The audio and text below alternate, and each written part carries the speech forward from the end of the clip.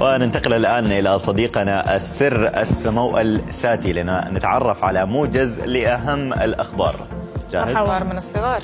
صباح الخير. اليوم طولت كثير في الميك اب روم عشان شعر. والله يعني طلع حلو. ضبطت الشعر يعني. طلع حلو. بس حاولت أسوي زيك ما قدرت.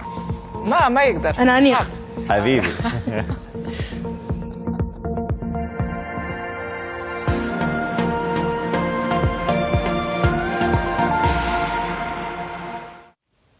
أهلا بكم إلى الأخبار. سكان العالم سيصبحون 11 مليار نسمة في العام 2100. تقرير الأمم المتحدة ذكر أن قارة أفريقيا ستكون الأعلى في عدد السكان، وأن 11 دولة سيتراجع سكانها إلى النصف بسبب انخفاض نسبة المواليد. احتجز شرطة لوس أنجلوس لفترة قصيرة رجلا كبيرا في السن قاد طائرة شرعية فوق السجن وأثار مخاوف أمنية. الطيار يبلغ أكثر من 67 عاما ولم يستجب لأوامر مأمور السجن بالتوقف، مبررا ذلك بعدم قدرته على سماعه، وقال أن الرياح قادته إلى قرب السجن. عادت لوحة الفنان بيكاسو قبل أكثر من 100 عام إلى المتحف الوطني إلى مدريد. اللوحة عادت من فرنسا بعد مصادرتها من يخت مليونير إسباني.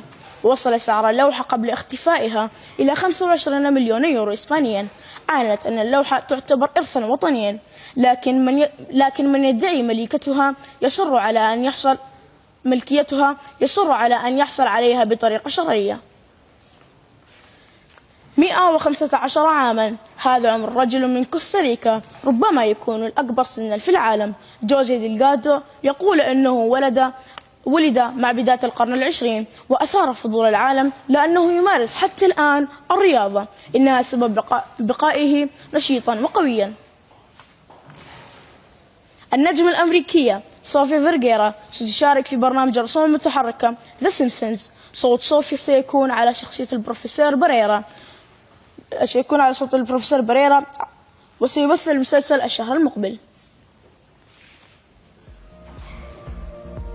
نعود الآن إلى ملوك الشاشة مهيرة وفيصل. الله الله الله الله البرنس. أنا البرنس السر. لا لا يفهمنا. شكرا يا سر. حبيبي يعطيك العافية.